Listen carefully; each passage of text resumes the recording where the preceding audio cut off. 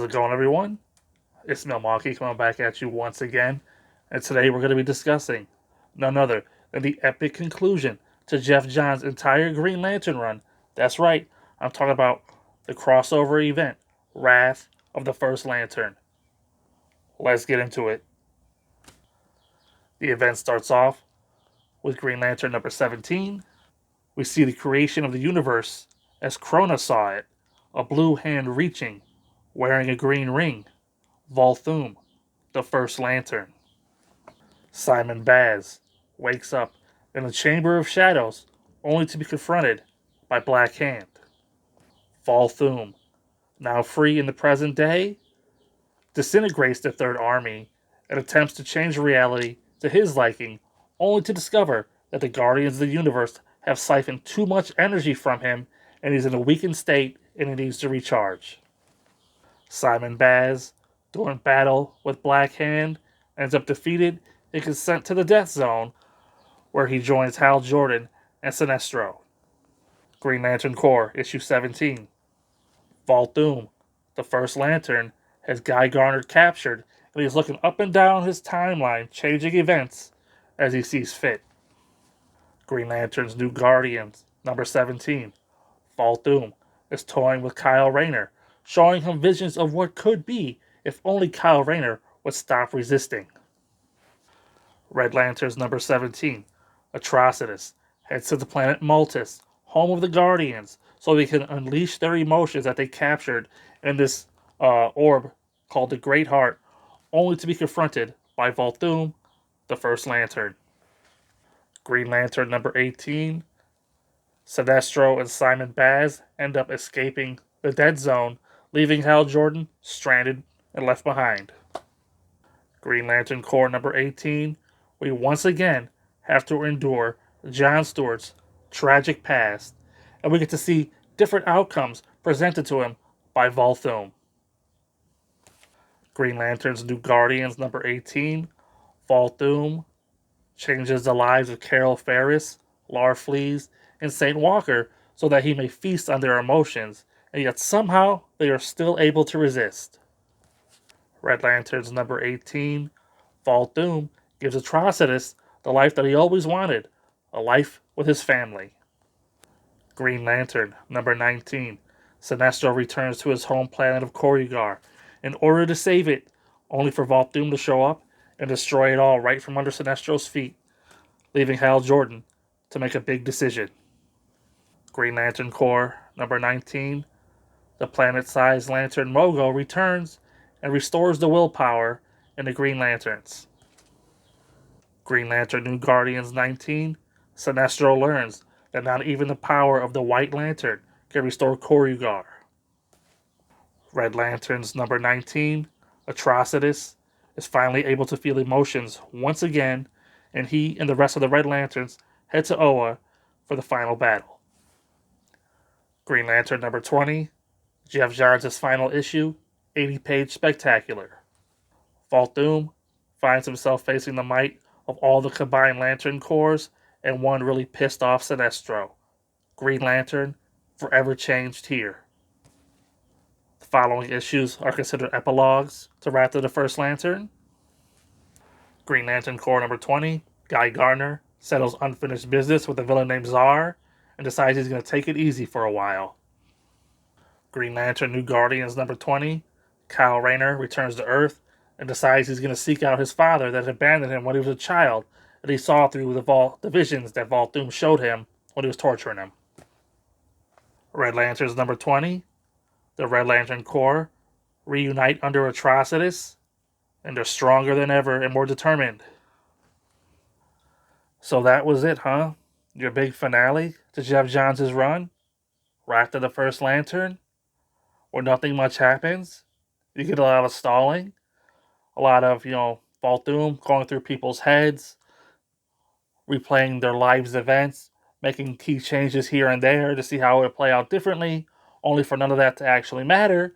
And then it all comes to a head in an 80-page special, Green Lantern number 20, that saves the event, saves the run. No, I won't say that nothing happened in this event because, you get to return a Parallax, Parallax and Sinestro. You get the return of Necron with Black Lantern, Hal Jordan. So there's a lot of big things that happen, but they just happen too quickly. It's like you blink and they're over. Sure, a lot of it's repeats and reruns, so you could say that it's all been leading up to this, you know. You had the creation of all the Green Lantern Corps throughout Jeff's run, and they're all here representing, and they're all, taking on Volthoom. Got the Necron coming back from the Blackest Night event. You got Parallax from, Sinestro Corps War and Zero Hour back in the day. So I guess it all funnels down here, to this final moment of the epic battle where Sinestro and Hal Jordan team up to take out Volthoom.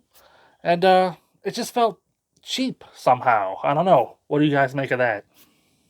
What I did enjoy is the fact that Sinestro slaughtered all the Guardians, and he even left one for Atrocitus. There was a nice touch there.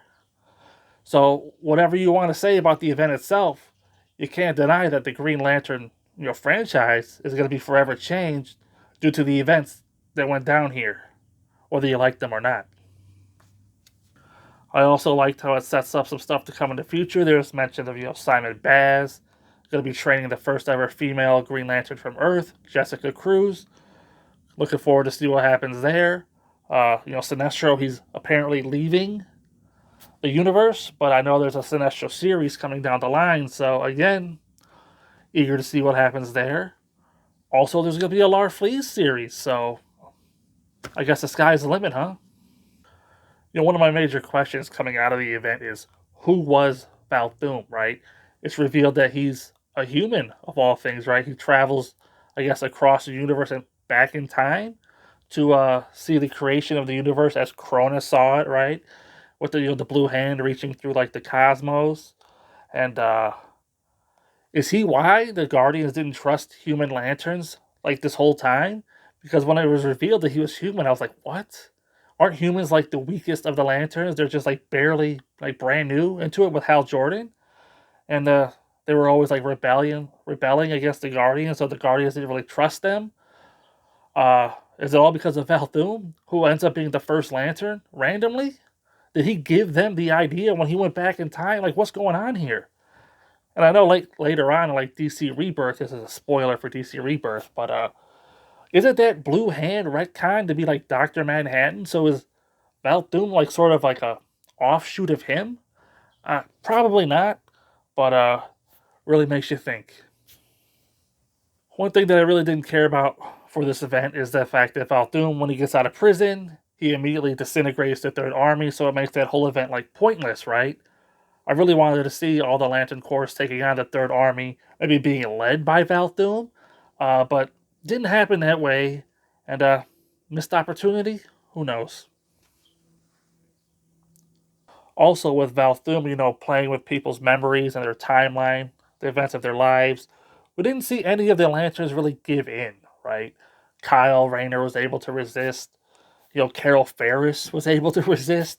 Hal Jordan, it looked like maybe he was about to give in when Volthoom discovered that he was still like afraid for like his father or whatever. But ultimately he doesn't.